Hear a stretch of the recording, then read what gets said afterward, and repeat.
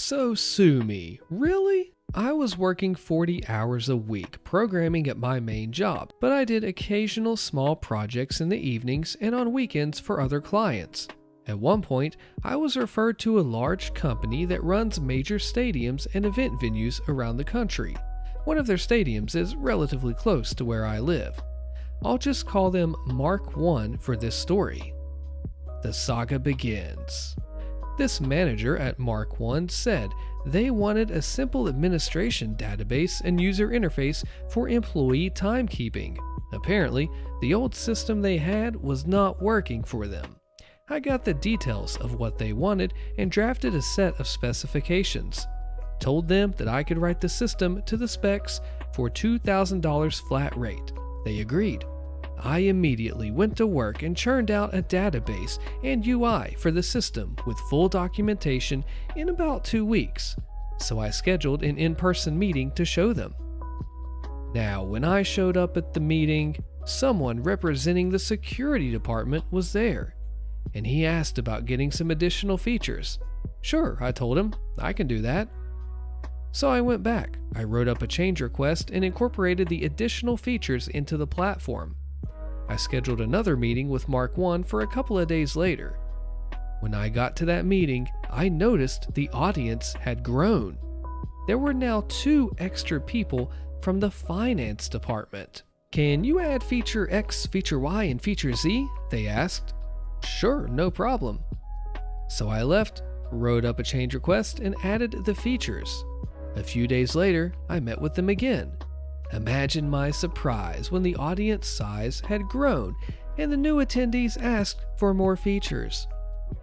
This went on for about 5 more rounds, and I was getting frustrated that I had spec'd out a 2-week project that was now taking months, and I wouldn't be paid until I delivered and they accepted the final product. But I chugged along, implementing all their change requests.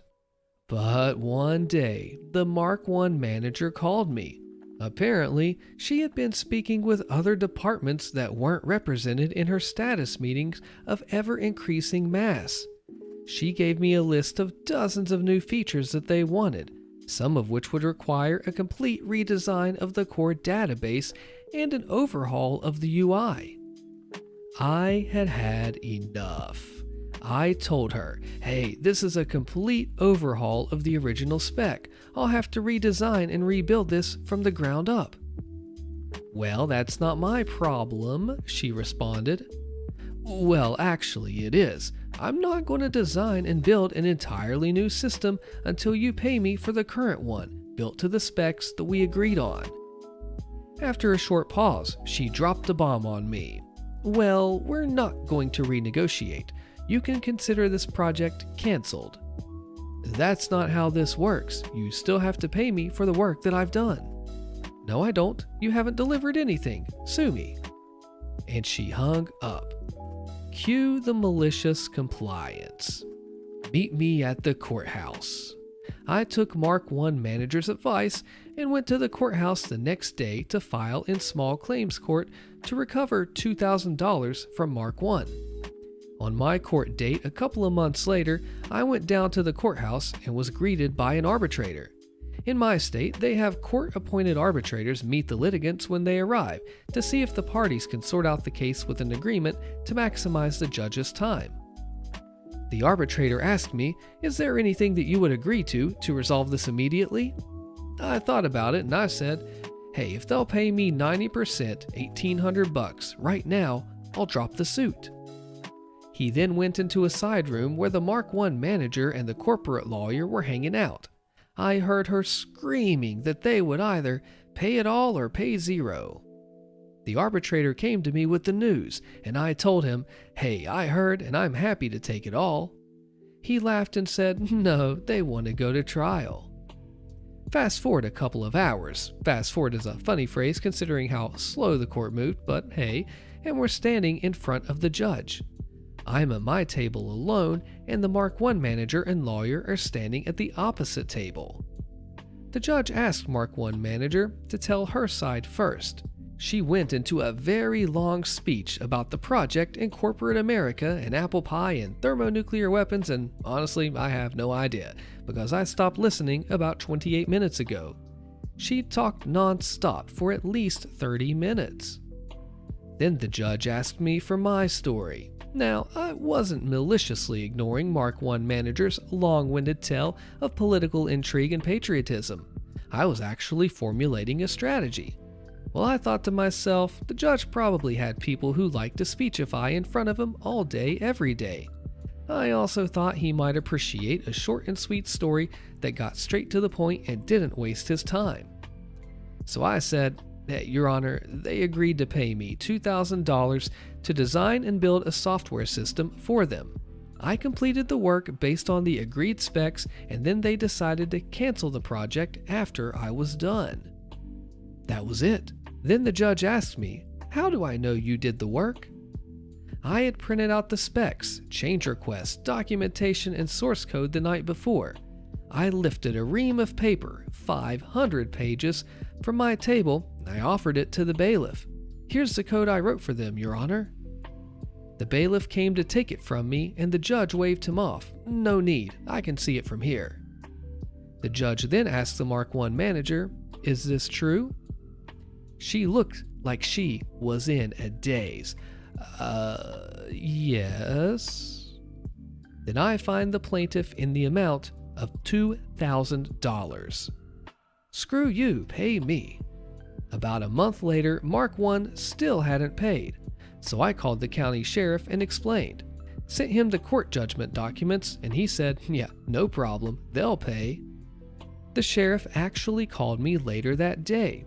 He was on a cell phone and I could hear him talking to the Mark I manager. He told her to cut a check for $2,000 right now, or he was going to, quote, rip your computers out of the wall and auction them off until the judgment is satisfied, end quote. I don't know if he had that authority, but the sheriff seemed to have a grudge against Mark I, and he was reveling in the opportunity to dog them out. Apparently, Mark I believed he had the authority because, long story short, the sheriff had a $2,000 check in his hand about 15 minutes later, and it was in my mailbox about a week later.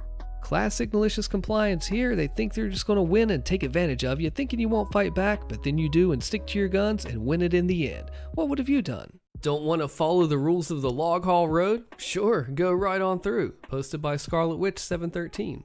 For context, I, a 27-year-old female, work for a small local security company. We mainly do oil and gas and logging roads. I typically work pipeline security, but I'm between sites at the moment waiting for spring breakup, which is when the ground starts to thaw and the heavy equipment and trucks can't operate because this is swampland. Before breakup, they've got a 24/7 log haul happening on one of the big logging roads in our area. Now, because of this, traffic going against the log trucks is being restricted by us. I sit down at the far end of the log road and control who can go through the wrong way. This is limited to 3 companies and their subcontractors because their sites are close to my end of the road and they don't interfere with the log trucks.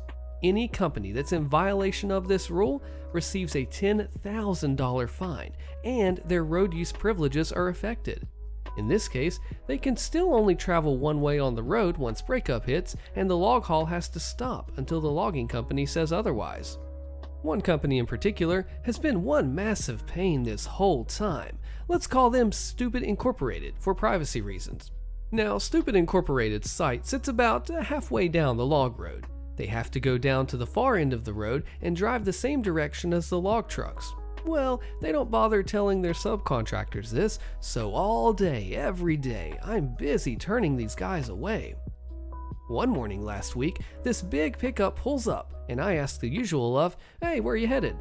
He gave me the kilometer number of where the site is. It's Stupid Incorporated. Only, he gives me a different company name, a subcontractor. We'll call that one Jerk Company. I informed the guy that he couldn't go this way, and he lost it. He starts cursing and swearing, yelling about how it's complete BS and I shouldn't be allowed to do this. He tells me he's gone this way down the road plenty of times when he's not working, and it's never been an issue.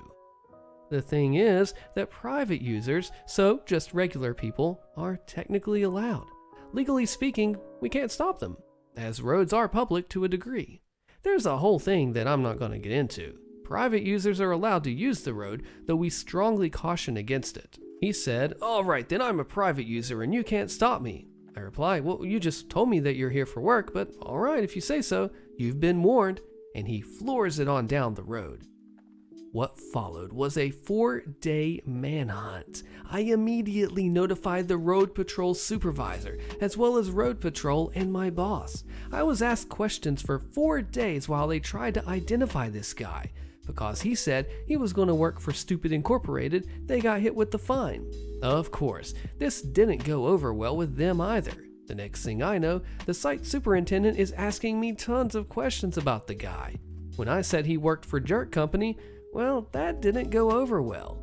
From my understanding, Jerk Company was at a risk of losing the contract they had with Stupid Incorporated over this. Jerk Company then started digging around, and I heard they found out who it was, and the guy lost his job over it. The kicker? He wasn't even working for Stupid Incorporated that day. The superintendent told me they didn't have Jerk Company out working on anything. One of his employees had seen the truck I described way on the other side of Stupid Incorporated's site. He hadn't even stopped there. As far as anyone knows, he actually was there as a private user. And had he just said as much, none of this would have happened. Now I do need to clear up a couple of things. It's not like the guy said, "Yeah, I work for this company, but I'm off today." I get that a lot actually, and never have an issue with it. The guy specifically told me he worked for Jerk Company and was working down at Kilometer X, which was the location for Stupid Incorporated. I asked him to confirm the company he was headed to work for, and he specifically named Stupid Incorporated. I told him that company and their subcontractors were not allowed to go that way, and he started yelling and swearing at me. During his hissy fit, he said he's been down that road several times when not working. I told him that private users, so individuals not there on behalf of a company, legally can't be stopped. It's a legal gray area. Yes, it's stupid, but private user equals not there representing a company equals can go. Employee or subcontractor equals there to do work on behalf of a company equals cannot go. After explaining this, he got all smug looking and declared he was a private user. He thought he'd found a loophole. It wasn't like he said, "Well, I'm actually not here for work today, I just do work for this company." Instead, he was a straight up butthole about the entire situation and very clearly lied to my face about being a private user. Again, I don't know why he was truly there. I never found out. All I know is he lied to my face, gave me trouble, which is another finable offense actually, but that's a whole other thing, and thought he'd found a loophole. The way the situation itself played out, I guarantee, based on the information given to me by him, that I was not confused on the matter. Also, when I say 4-day manhunt, what I mean is that it took 4 days for the various companies to figure out exactly who this guy was, as he didn't give me a name, and it's an incredibly common truck description. He didn't vanish into the woods never to be seen again. Apologies for any confusion there. I was never hoping the guy would lose his job. Honestly, I wanted him to get chewed out as a nice bit of karma. This dude was nasty. Very colorful language, and at 6:10 a.m., I was so not in the mood to get screamed at. I knew about the fine, which is why I said, "You've been warned," prior to him taking off. I knew that things were going to be ugly for him when his boss got his hands on him. I did not hope or really expect that he would lose his job. I can't deny that I do feel a tiny sliver of satisfaction, because guys like this need to be taken down several pegs. But I do also feel bad that it cost him his job. I believe this would be a case of screw around and find out. And I sincerely hope that he's learned something from this and will be nicer to people just doing their jobs in the future. Can't take my lunch because of training? I don't think so. Posted by According Air 5665. In my mid-20s, I worked for a multinational accounting firm. I, a female, have always had a real firm policy for standing up when something doesn't sound right, irrelevant if it puts me in an awkward position. This story is how I maliciously complied and, in turn, made my director learn a lesson I hope she won't forget. We'll call her Karen, not her real name. Background on Karen. When she joined the team, we all liked her. She made great changes and we got on well with her. But the moment she was promoted to director and had direct reporting to the partner, she flipped, became a complete different person and made our life heck. Previously, she spent her career heading up call centers, which was really evident in her management style, and for some reason made it her mission to cut costs in the team and go under budget. This affected everything, from telling us we didn't have a stationary budget for pens and had to take from other team stores, to only allowing a one drink, one course policy on team dinner events. This was a huge company, and other teams around us would go for fancy, all expenses paid social events, so we felt pretty put out. Her cost cutting also extended to things like no overtime approvals unless way in advance. Now, that didn't last long as we were understaffed, so quickly emergencies weren't dealt with, and hiring school leavers instead of graduates as they were cheaper, despite the work needing more experience. Her favorite saying to everything was, "It's policy," or blaming HR or higher-ups, saying whatever new thing, even if a new irrelevant spreadsheet, would come from HR. Honestly, the amount of time HR spent on our little team in a company of 20K plus UK employees was astounding. Then came the day she booked an all-day training session from some external company to show us how to use a new system. She went on about it for weeks, was super excited that she had brought in this new system. The training was intense, so freaking technical, mind-numbing, and most of all, expensive. So what would normally be covered over a few days was crammed into one full day. They were paid hourly. Shock? She sent an email advising how we're expected to attend. It will go through the whole day and lunch would be provided, but it will be a working lunch, so training would also be through lunch. Needless to say, the thought of sitting in a stuffy room for 8 hours without a lunch break was not appealing. I asked for an exception as I really relied on going outside for the hour at lunch for a break. I was in the midst of high anxiety at the time and my breaks got me through. She said it's policy that we would be expected to change our workday around to fit training, and there is no policy that requires her to allow me to go out. If I had an issue, I should check the HR manual. I think, until now, this statement usually worked for her as no one really ever checked. I went one better. I went to HR. Cue malicious compliance. Using the effective wording of, "for my mental health and well-being," HR replied, and of course disagreed, as UK law mandates training as work and an 8-hour day requires at least 1 hour break, which I am allowed to choose what I do with. They CC'd Karen. Karen backed down, but verbally told me it was an exception for me and not to share with the rest of the team. Of course, I didn't comply. She was breaking the law. So I showed the email chain to everyone as they were complaining about the same thing. So me and the rest of the team came up with a little plan. Sandwiches were delivered. Budget sandwiches, of course, from the supermarket down the road, instead of our slightly more expensive internal catering team who caters for this exact type of thing for our 10-floor building. I stood up and announced I was going on lunch and would be back in an hour. Cue the rest of the team, all 12, standing up after me. Karen goes, "Where are you all going?" To which someone replied, "Hey, I understand that HR said that we were allowed to leave the room for the hour of lunch." The look on her face. She knew she was stuck. She couldn't say anything. We left her in there alone with the 2 trainers who seemed to guess something was up. I've never felt more satisfied in my life.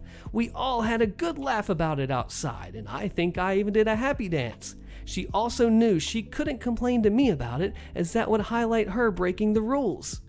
I felt like I was walking on air all day. After this, there was much less blaming of HR, and generally, she was a little skittish around me because she knew that I didn't take her crap and I'd call her out.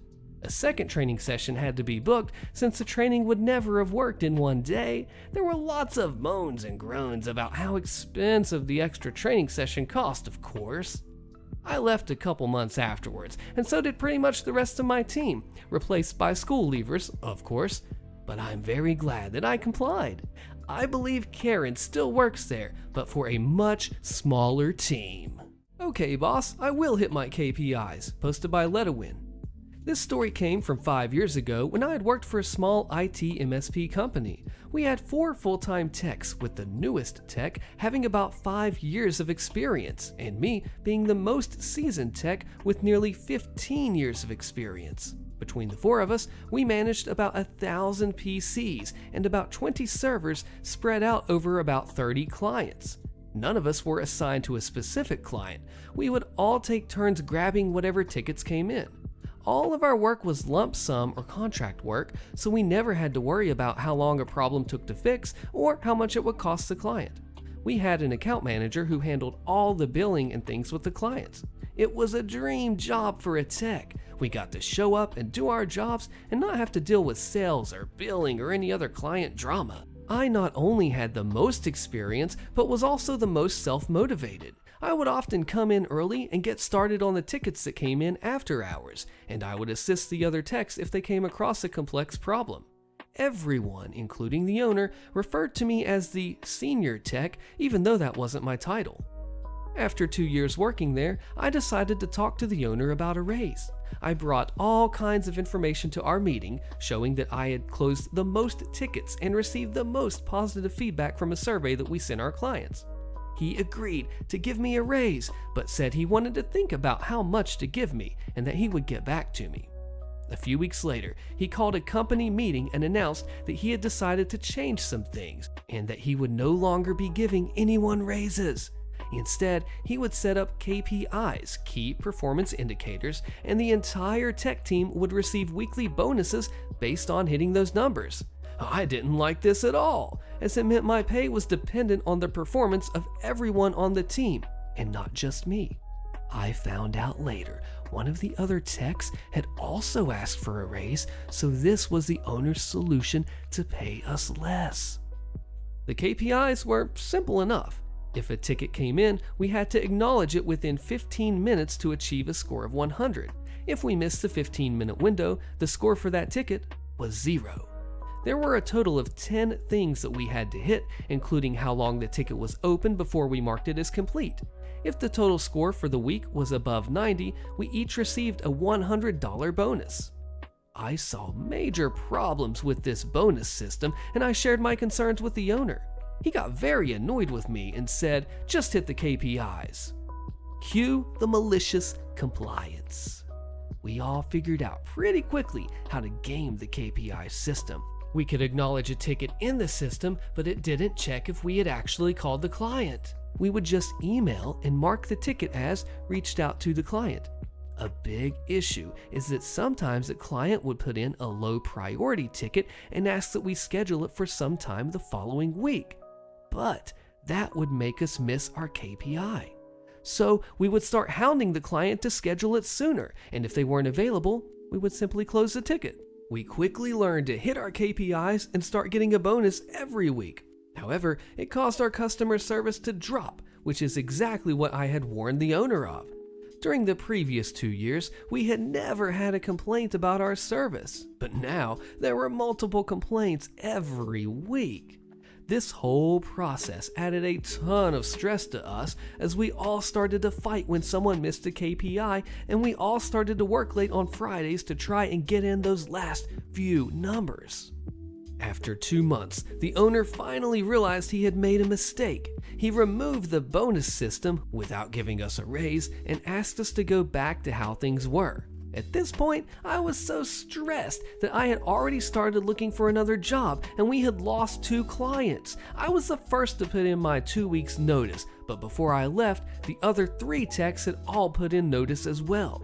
The last I heard, the company had lost over half its clients, and the owner had to bring in several new techs, paying them over 20% more than I had asked for my raise. Fire me, boss, but I run all the operations. Click the video on your screen so you don't miss this awesome story, and I'll see you there.